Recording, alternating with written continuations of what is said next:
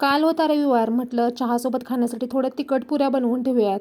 आता काहीतरी आम्हाला बनवायला गेलं की या चिल्लर पार्टीची फरमाईश वेगळीच असते. आता आमच्या चिऊताईला पुऱ्या खायच्या होत्या, मग काय तिच्यासाठी अशा पुऱ्या बनवल्या. पुरी तळल्या तळल्या लगेच तिला आवाज केला. हँडवॉश करून लगेच मॅडम आमच्या हजर झाल्या. लगेच ताट उचललं आणि त्यातल्या 2-3 पुऱ्या घेऊन खायला गेली. पुऱ्या असे छान टम्म फुगलेल्या होत्या आणि ही इथं मित्रमंडळीसोबत आपल्या पुऱ्या खात बसलेली. गॅलरीत बसून चिऊताईला बघत बघत तिचं पुऱ्या खायचं चालू होतं आणि ती सांगत होती, चिऊताई आली बघ, चिऊताई आली बघ. तर आमच्या गॅलरीमध्ये ना चिमण्यानी एक 2-4 घरटी बांधलेत आणि दरवर्षी म्हणजे 2 वर्ष इथं त्या घरटी बांधतात आणि त्यांचा किलकिलाट सतत आमच्या गॅलरीमध्ये असतो.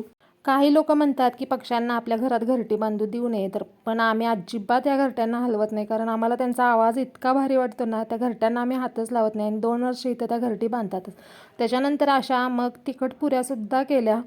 कसा वाटला ब्लॉग कमेंटमध्ये नक्की कळवा. पुन्हा भेटूयात मिनी ब्लॉगमध्ये. तोपर्यंत टाटा बाय बाय.